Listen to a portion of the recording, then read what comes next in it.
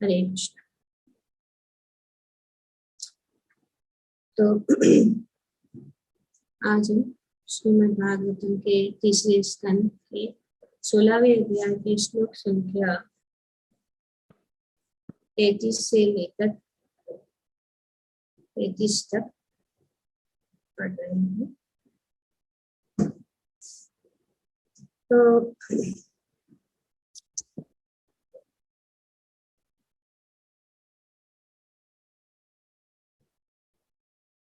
भगवान ने इस प्रकार से 4 कुमार और जय विजय उन लोगों को जो है उनके साथ जो भी वार्ता हुई ये उनसे कहा कि अब ये निर्णय है कि आप लोग जो है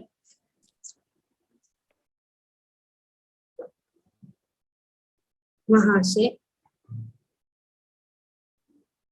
भौतिक जगत में चले जाए। और भगवान जब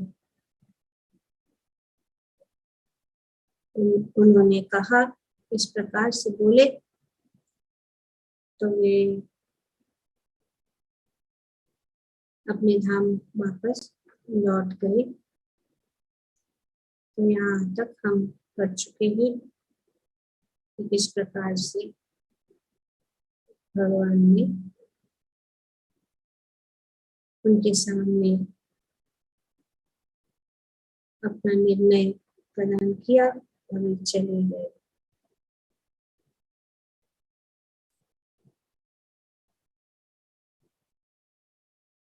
अब यहाँ पे ये दोनों द्वारपाल जो कि देवताओं में सर्वश्रेष्ठ थे, जिनका सौंदर्य तथा कांति ब्राह्मणों के शाप से उतर गया था। तो अभी जो है यहाँ पे वर्णन किया जा रहा है।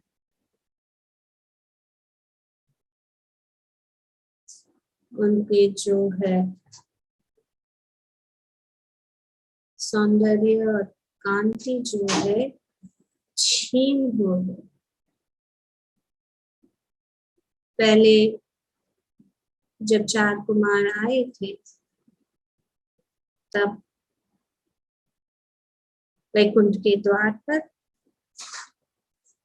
तब जो है इन 2 द्वारपालों का वर्णन किया गया कि वे कितने तेजस्वी थे और अब श्राप के कारण उन्होंने जो है अपना सौंदर्य और कांति को खो बैठे और वे जो है भगवान के नाम वैकुंठ से नीचे गिर गए।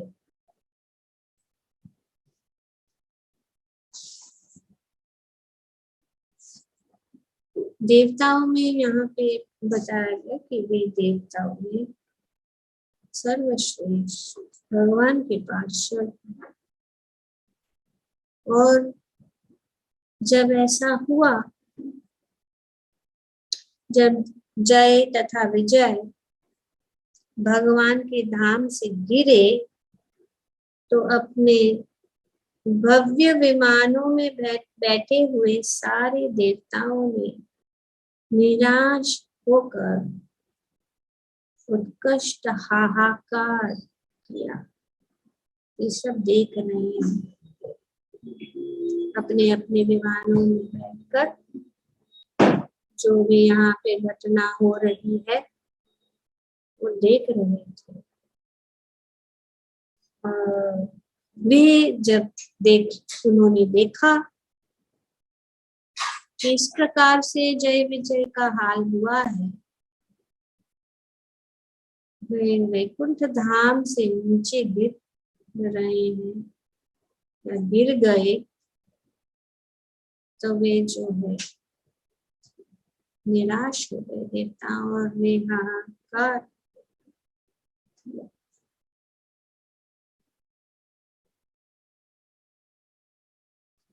तो ये प्रसंग यहाँ पे बताया जा रहा है इस प्रकार से।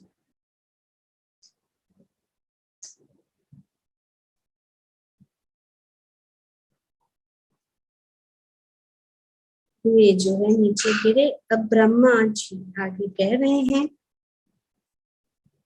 ब्रह्मा जी ने आगे कहा, भगवान के इन दो प्रमुख द्वारपाल ने अब दीति के गर्भ में प्रवेश किया है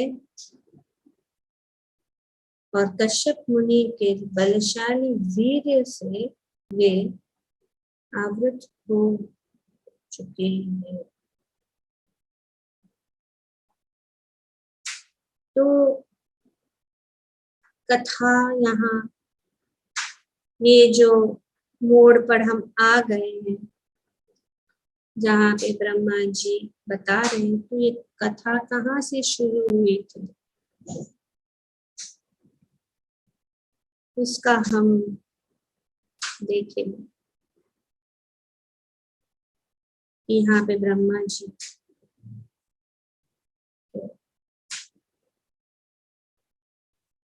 ये कथा चल रही है मैत्रेय मुनि और विदुर के बीच में। और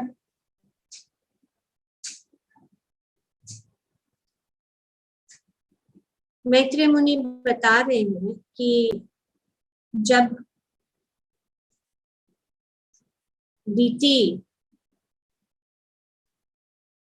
तो कश्यप मुनि की पत्नी है, उनको पता चला कि उनके गर्भ में दो जो पुत्र हैं, वे जो है देवताओं को जो है कष्ट देने को, इसीलिए उन्होंने जो है अपने गर्भ में जो है कश्यप मुनि के दो पुत्रों को 100 साल तक अपने गर्भ में, क्योंकि वे नहीं चाहती थी, क्योंकि वे जान ली क्या हुआ था, क्योंकि दीति चाहती थी कि उनको भी पुत्र हो, उनके भी पुत्र है। तो उन्होंने कश्यप मुनि से जो है प्रोत्साहन किया, पर वो सब गलत समय वो हम पढ़ चुके क्या कारण था।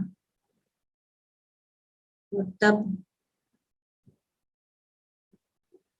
जब उन्होंने जाना कि ये जो दो पुत्र उनके गर्भ में जो उत्पन्न होंगे वे बहुत ही बड़े असुर बनेंगे और देवताओं को कष्ट देंगे, सब लोगों को कष्ट देंगे, तो वे बहुत ही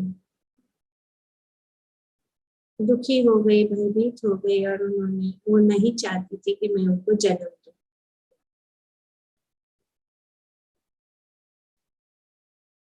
पर क्योंकि वे बहुत, जैसे कि आज के श्लोक में बताया गया है कि कश्यप मुनि के बहुत ही शक्तिशाली वीर्य के कारण वो गर्भस्थ हुई थी, और वो बहुत ही शक्तिशाली वीर्य के कारण जो है, और उनके गर्भ में ये बहुत ही बड़े असुर है, उनके कारण जो है पूरा जो है अंधकार, सूर्य और चंद्रमा जो है पूरे जो ग्रह जो है ये बहुत सारा जो है डिस्टर्बेंस हो गया, और इस प्रकार से इस परिस्थिति को देखकर जो है देवता जो है ब्रह्मा जी के पास है। तो यहाँ पे ब्रह्मा जी आ जाते हैं। इस कथा में जो मैत्री मुनि जो है विदुर को बताते हैं कि इस परिस्थिति को देखकर जो है सब देवता जो है ब्रह्मा जी के पास जाते हैं, और वे जो है ब्रह्मा जी से पूछते हैं ये क्या कारण है, ये अभद्र जो ये सब जो हो रहा है, परिस्थिति ऐसी कैसी हो गई, मैं जानना चाहती हूँ, हम जानना चाहते हैं। म्यूट माता जी।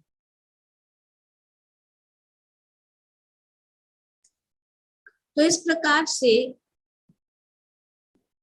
देवता ने ब्रह्मा जी से पूछा कि क्या हो रहा है, कृपया करके हमें बताइए। तो ये पहले ही 15वें अध्याय में जो है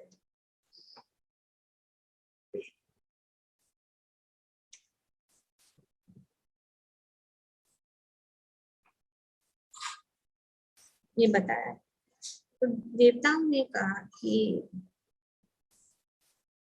ये क्या, आप मुझे हमें कृपया करके बताए। और फिर ब्रह्मा जी जो है ये परिस्थिति किस कारण हुई है वे जो है समझाने लग जाते हैं। और वे कहते हैं कि मेरे मन से उत्पन्न 4 पुत्र सनक, सनातन, सनंद तथा सनत कुमार तुम्हारे पूर्वज हैं। कभी कभी वे बिना किसी विशेष इच्छा से भौतिक तथा आध्यात्मिक आकाश से होकर यात्रा करते हैं। तो अभी ये कथा कौन बता रहे हैं, ब्रह्मा जी बता रहे हैं। और फिर ब्रह्मा जी जो है किस प्रकार से यात्रा करते हैं और किस प्रकार से वे वैकुंठ पहुंचे, और वैकुंठ की जो सौंदर्य का जो है ऐश्वर्य के वर्णन करते।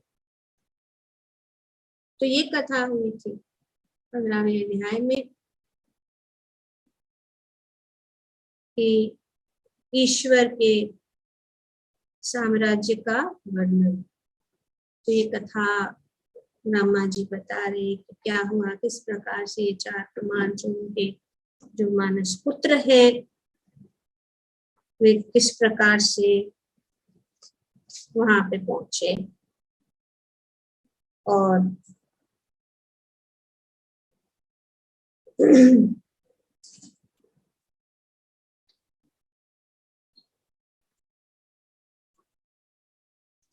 उन्हें बहुत, जहाँ पे वे वहां पे गए बहुत उनको सब जो ऐश्वर्य को देख कर बहुत ही उनको आनंद हुआ। और वैकुंठ के 6 द्वार को पार करने के बाद जो कहाँ पे आए, वे 7वें द्वार पे।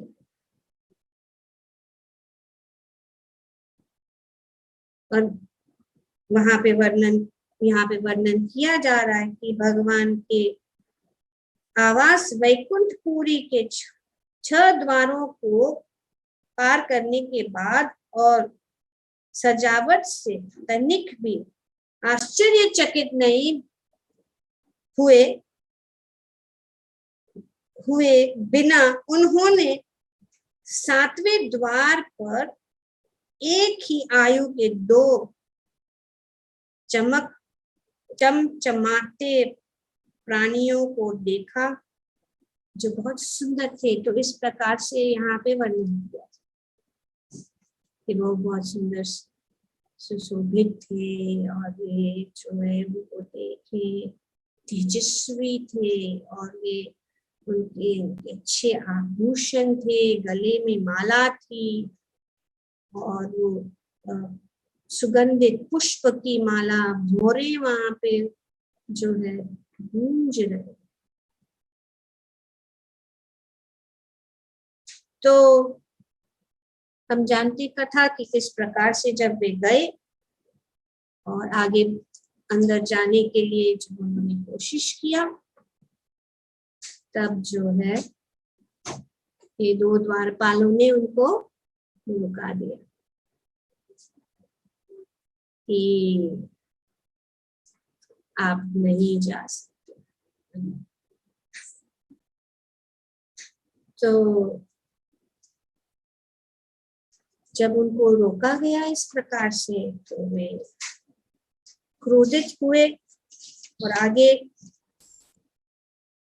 उन्होंने कहा कि ये दोनों व्यक्ति कौन है जिन्होंने ऐसी विरोधात्मक मनोवृत्ति विकसित कर रखी है।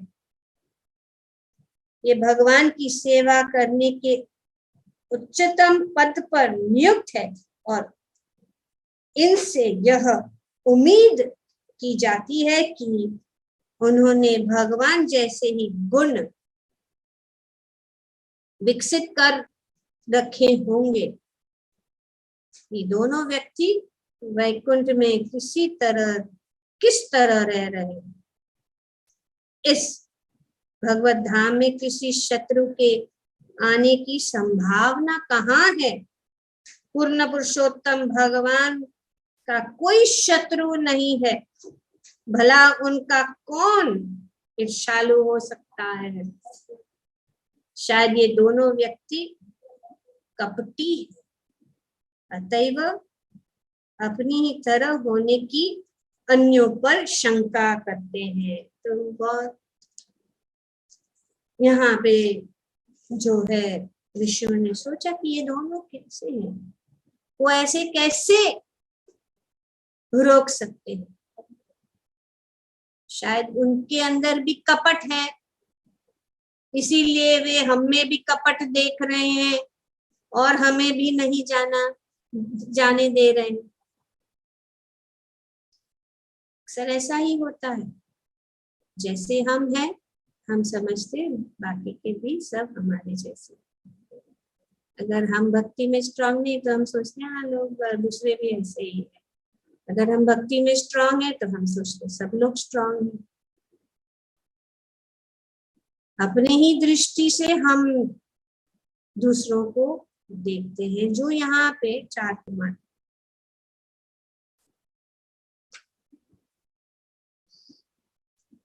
तो इस प्रकार से उन्होंने जो है सोचा कि ये दो जो है व्यक्ति जो है यहाँ रहने के लिए जो है योग्य नहीं है और उनको यहाँ से निकाल देना चाहिए, उसे भौतिक जगत में भेज देना चाहिए जहाँ पे इस प्रकार से द्वंद्व हो, किसी को शत्रु और किसी को मित्र। इस प्रकार से जो है उन्होंने उनको श्राप देने के लिए तैयार हो गए। और जब वे श्राप देने वाले थे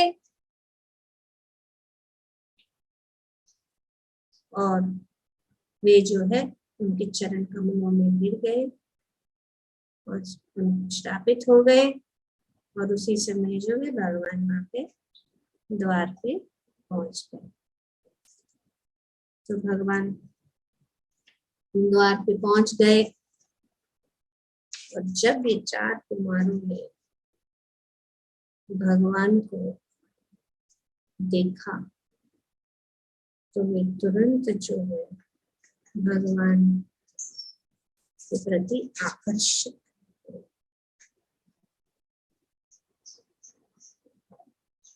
बहुत सुंदर रूप से भगवान का वर्णन किया गया है। यहाँ पे ब्रह्मा जी वर्णन कर रहे हैं भगवान के रूप का, और तुरंत जो है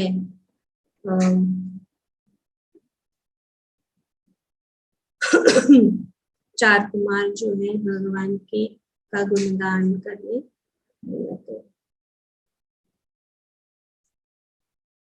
तो इस प्रकार से ये 16वां अध्याय शुरू होता है, जब भगवान जो बोल रहे हैं। तो ब्रह्मा जी ने कहा, इस तरह मुनियों को उनके मनोहर शब्दों के लिए बधाई देते हुए भगवत धाम में निवास करने वाले पूर्ण पुरुषोत्तम भगवान ने इस प्रकार से कहा कि मैं जो है, जो भी कुछ हुआ है, जय तथा विजय नामक मेरे इस परिचरों ने मेरी अवज्ञा करके आपके प्रति महान अपराध किया है। तो भगवान ने इस प्रकार से जो है चार कुमारों से कहा, हे मुनियों, आप लोगों ने उन्हें जो दंड दिया है उसका मैं अनुमोदन करता हूँ, क्योंकि आप मेरे भक्त हैं।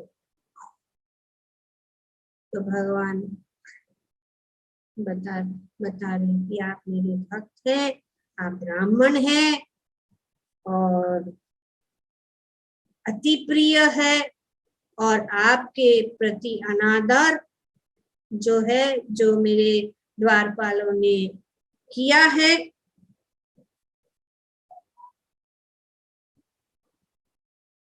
ऐसे ही आपके द्वारा किया गया अपराध मानता हूं, जो मैं अपने आप पर ले रहा हूं। भगवान कहते हैं,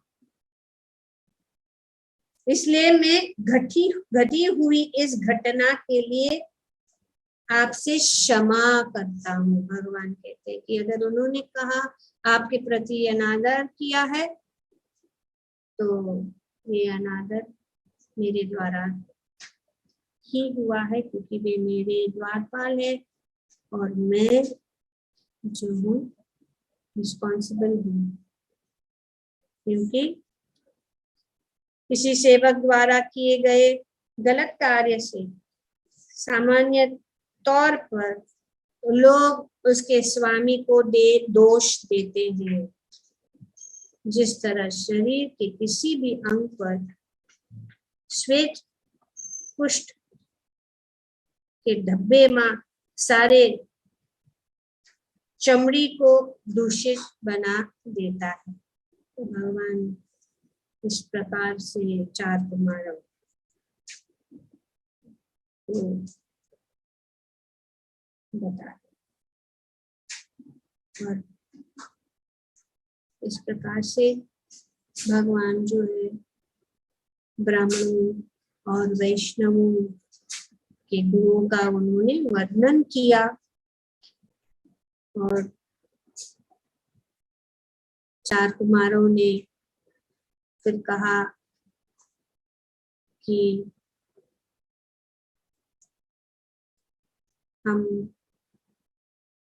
हमें जो है क्षमा कर दीजिए, क्योंकि हमने भी गलती की है।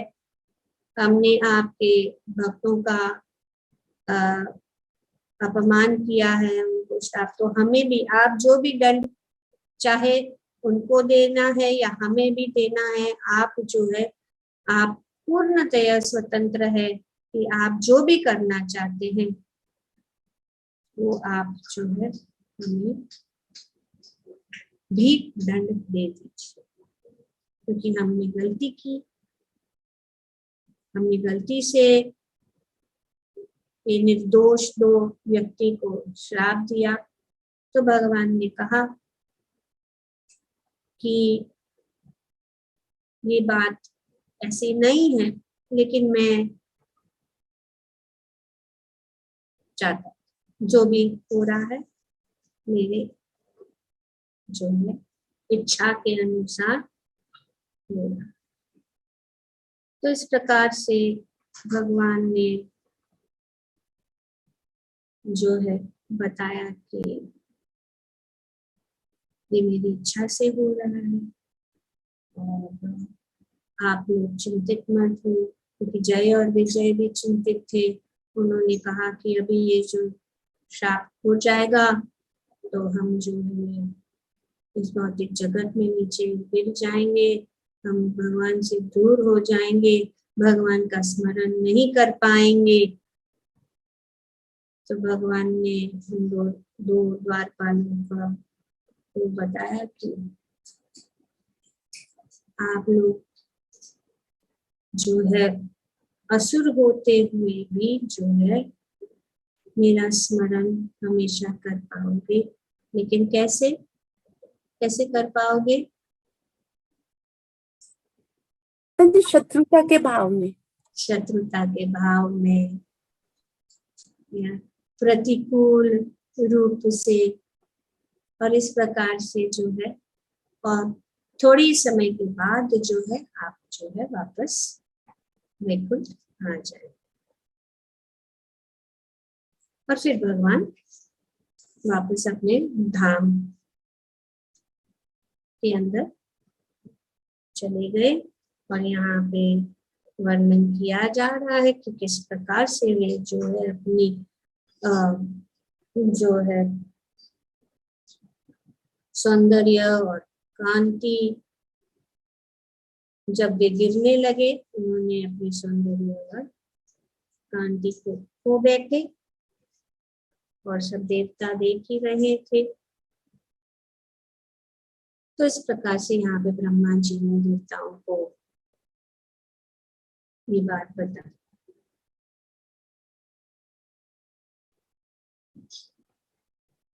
और यही जो है अब दीति के गर्भ में प्रवेश कर चुके हैं, ये जय और विजय द्वारपाल। और कश्यप मुनि के बलशाली वीर्य से वे आवृत हो चुके हैं। तो ये ब्रह्मा जी ने बताया, और यही कारण है जो पूरी जगह पूरा जो अंधकार और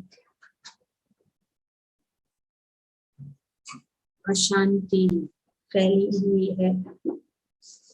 तो श्री प्रभुपाद जी यहाँ पे बता रहे हैं कि यहाँ पर स्पष्ट प्रमाण है कि मूलतः वैकुंठ लोक से आने वाला जीव किस तरह भौतिक तत्वों में बंदी हो जाता, जो जीव पिता के उस वीर्य में शरण पाता है जो माता के गर्भ में प्रविष्ट किया जाता है। तो ये बताया जा रहा है कि किस प्रकार से जो है जीव पिता के वीर्य में शरण पाता है। बहुत इम्पोर्टेंट है समझना कि किस प्रकार से जीव का इस भौतिक जगत में जन्म होता है। जो माता के गर्भ में प्रविष्ट किया जाता है और माता के पंचीकृत डिम्ब की सहायता से जीव विशेष प्रकार के शरीर में बढ़ता।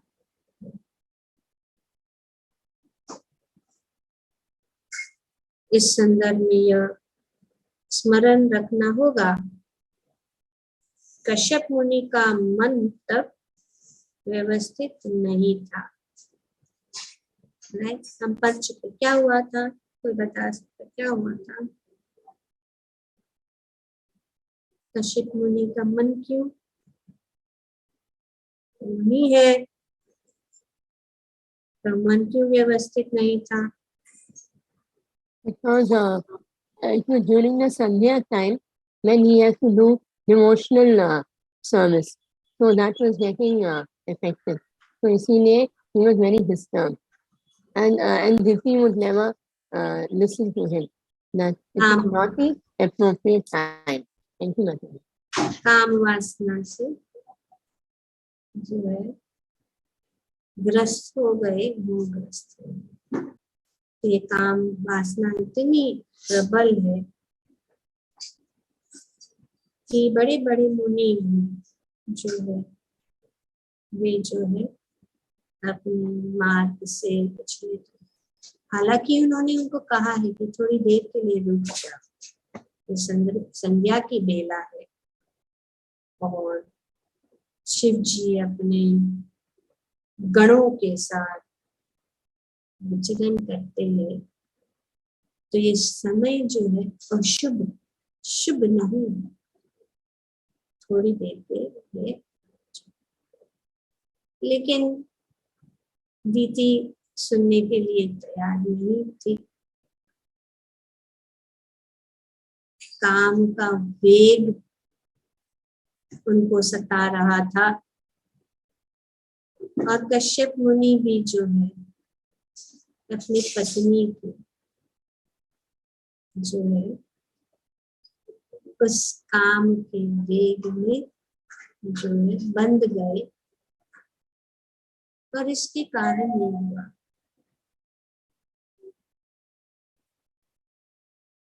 तो कि कश्यप मुनि का मन तब व्यवस्थित नहीं था जब उन्होंने हिरण्याक्ष तथा हिरण्यकशिपु नामक दोनों पुत्र का गर्भधान किया था। अतएव उनका जो वीर्य स्खलित हुआ वह एक साथ अतीव शक्तिशाली एवं क्रोध के गुणों से मिश्रित था। इतने महान मुनि हैं, तो इसीलिए उनका वीर्य जो है बहुत ही शक्तिशाली और भाव, क्रोध, वे नहीं चाहते थे लेकिन वे जो है फंस गए और वे जो है क्रोधित भी हुए। हमने देखा बाद में भी किस प्रकार से दीति से कहा कि ये दो बच्चे जो है सबसे बड़े असुर बनेंगे, देवताओं को कष्ट, ब्राह्मणों को कष्ट, ऋषियों को कष्ट, सभी को कष्ट देंगे। श्रील प्रभुपाद जी कहते हैं कि इससे यह निष्कर्ष निकलता है कि शिशु का गर्भाधान करते समय मन को धीर तथा भक्तिमय रखना चाहिए। ये सब प्रोसेस है, ये विधियां, इस विधियों को जानना बहुत जरूरी है। यहाँ पे शिक्षण, ये हमें ये शिक्षण दिया जा रहा है कि हमें क्या करना चाहिए। सिर्फ काम वासना, काम को पूर्ण करने के लिए ही इस कार्य में नहीं लगना चाहिए। इस कार्य के लिए वैदिक शास्त्रों में गर्भधान संस्कार की संस्तुति की जाती है। यदि पति का मन संयम नहीं होता तो स्खलित हुआ वीर्य बहुत अच्छा नहीं होगा। इस तरह पिता तथा माता से उत्पन्न पदार्थ के भीतर निपटा हुआ जीव हिरण्याक्ष तथा हिरण्यकशिपु जैसे आसुरी होगा। तो ये योग एक स्त्री और पुरुष के बीच में जो योग है, तो इसको बहुत सावधानी से समझना चाहिए कि सिर्फ इंद्र तृप्ति के लिए नहीं, लेकिन विवाह का अर्थ ये नहीं है। इसीलिए विवाह या गृहस्थ आश्रम भी एक आश्रम नियमों के अनुसार चले। अगर नियमित रूप से होगा तो जो संतान उत्पन्न होंगे वे भी जो है कृष्ण भावना भावित होंगे।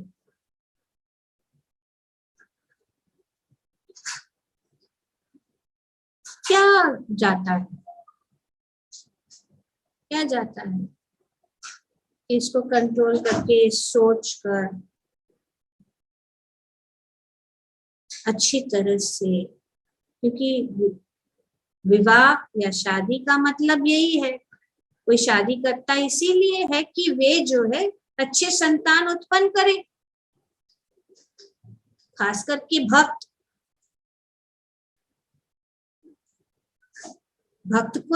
तो जानता है, इसीलिए यहाँ पे बताया कि गर्भधान संस्कार। पति का मन जो है शांत होना चाहिए, भक्तिमय होना चाहिए, भगवान का स्मरण होना चाहिए हर पल। ये एक सेक्रेड चीज, जैसे कि कुत्ते बिल्लियों के जैसा जो रास्ते पे अभी ऐसा ही तो हो रहा है,